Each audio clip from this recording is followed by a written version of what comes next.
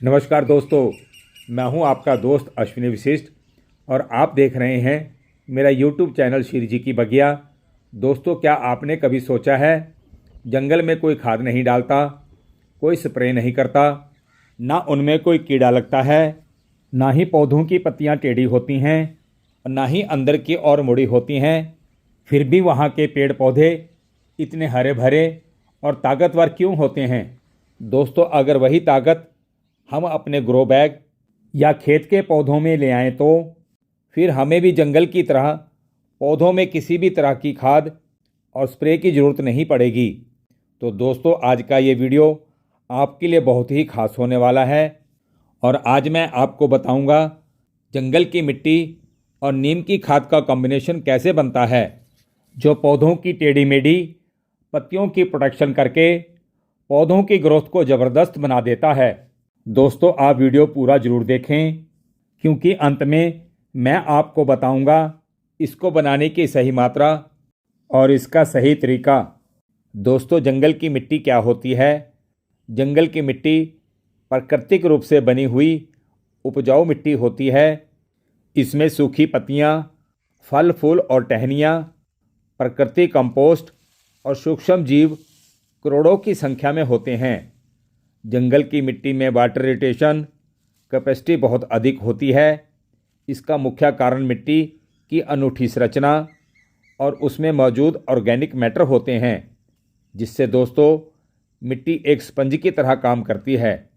जंगल की मिट्टी में हुमस, दोस्तों मेरा मतलब सड़ी गली पत्तियां, टहनियाँ, फूल फल और मरे हुए जीवों की मात्रा बहुत अधिक होती है, जो प्राकृतिक खेती का आधार है। दोस्तों, हुमस में अपने वजन का 80 से 90% तक के पानी को सोखने की अद्भुत क्षमता होती है। जंगल की मिट्टी में हवा जाने के लिए बहुत सारे पोर्स होते हैं, जो पानी को अवशोषित करते हैं और उसे जल्दी बहने नहीं देते, जिससे पौधे की जड़ें मिट्टी को ढीला और खुला रखती हैं। ये जड़ें मिट्टी में एक ऐसा जाल बनाती हैं जो पानी के नीचे की ओर रिसने की गति को निरंतर करती हैं। दोस्तों, जब हम जंगल की मिट्टी और नीम खली को मिलाते हैं तो मिट्टी में माइक्रोब्स बड़े तेज़ी से एक्टिव होने लगते हैं, जिससे जड़ें मजबूत होती हैं, नई पत्तियां सीधी और गहरे रंग में आती हैं, पौधों की ग्रोथ बड़ी तेज़ी से होने लगती है। जंगल की मिट्टी और नीम खली के मिल जाने से दोस्तों एक नेचुरल ग्रोथ फार्मूला तैयार हो जाता है। दोस्तों, नीम खली जंगल की मिट्टी में मिलकर ऑर्गेनिक फर्टिलाइज़र और पेस्ट रिपेलेंट के रूप में काम करता है।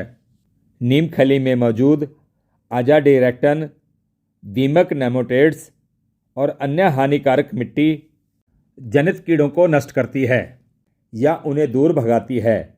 दोस्तों, ये मिट्टी में नाइट्रोजन के नाइट्रीकरण को धीमा कर देती है, जिससे नाइट्रोजन लंबे समय तक पौधों को मिलती रहती है।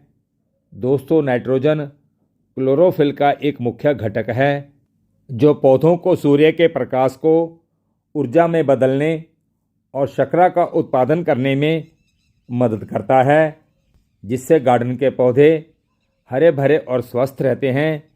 जैसे दोस्तों आप मेरे गार्डन के पौधों को देख रहे हैं। अब इसे बनाना कैसे है वो मैं आपको बताऊंगा, तो मैं चाहूँगा कि आप इसे बड़े ध्यान से देखिएगा क्योंकि यहाँ से वीडियो बहुत ही दिलचस्प होने वाली है। मिट्टी को ऑर्गेनिक बनाने में लागत ना के बराबर आती है, लेकिन इस मिट्टी से पाने को बहुत कुछ है। दोस्तों, ऐसा क्यों? क्योंकि ये वीडियो जंगल की मिट्टी के ऊपर आधारित है।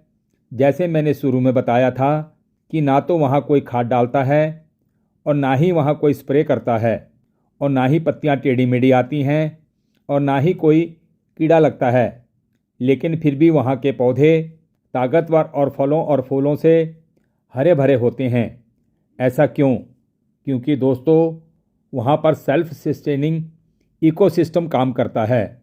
जंगल के पौधे हाइब्रिड नहीं होते, वे प्राकृतिक रूप से विकसित होते हैं। उनकी जड़ों का नेटवर्क बहुत ही मजबूत और गहरा होता है, जो मिट्टी की गहराइयों से भी पानी और पोषण को खोज लेते हैं।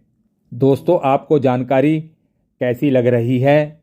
आप मुझे साथ साथ कमेंट्स ज़रूर करते जाएं और मेरी वीडियो को लाइक, शेयर और सब्सक्राइब भी करते जाएं। दोस्तों, अब मैं अगर यहाँ आपसे ये कहूँ कि जंगल के पूरे इकोसिस्टम को उठाकर मैं अपने गार्डन में ले आऊँ और इसमें नीम खली भी मिला दूँ, जो मिट्टी और पौधों को और भी ज़्यादा मजबूत कर दे, तो क्या हमारे गार्डन या खेत में लगे पौधे जंगल की तरह बिना खाद पानी और स्प्रे के बिना हरे भरे और स्वस्थ नहीं होंगे? तो इसका जवाब दोस्तों आपने मुझे कमेंट्स बॉक्स में देना है, मुझे अच्छा लगेगा। तो चलिए दोस्तों, अब मिट्टी को बनाते हैं। सबसे पहले 60% नॉर्मल मिट्टी को लेना है, जिसमें कोई भी कंकर पत्थर ना हो। 30% जंगल की मिट्टी को लेना है। अगर जंगल आपके आसपास ना हो तो आप सड़क और नहर के किनारे पुराने पेड़ों की मिट्टी को भी ले सकते हैं। बस एक बात का ध्यान रखिएगा कि वहाँ पर लोगों का आना जाना ना के बराबर हो। 10% नीम खली को लेना है। जंगल की मिट्टी को ऐसी जगह ढक के रख देना है जहाँ पर धूप बिल्कुल ना आती हो, जिससे कि दोस्तों जंगल के सूक्ष्म जीवों के जीवन को कोई नुकसान ना हो। नॉर्मल मिट्टी को 2 से 3 दिन के लिए धूप में अच्छे से सुखा लेना है। सूखने के बाद नॉर्मल मिट्टी में जंगल की मिट्टी और नीम खली को अच्छे से मिलाकर 3 से 4 दिन के लिए घास फूस से ढककर रख देना है। दोस्तों, जंगल की मिट्टी के साथ नीम खली को मिलाकर कुछ दिन ढकने से मिट्टी में डीकम्पोजिशन होने लगता है। इस प्रक्रिया से नीम खली में मौजूद नाइट्रोजन, फास्फोरस और पोटास जैसे पोषक तत्व मिट्टी में घुलनशील अवस्था में आ जाते हैं। 3 से 4 दिन के उपरांत मिक्स मिट्टी को ग्रो बैग में ऊपर तक भर देना है। दोस्तों, ये मिट्टी सब्जियों, फूलों और फलदार पौधों के लिए शानदार होती है। दोस्तों, इस मिट्टी का इस्तेमाल आप टमाटर, मिर्च, बैंगन, गुलाब, मोंगरा और पपीता के अलावा आप कहीं भी कर सकते हैं।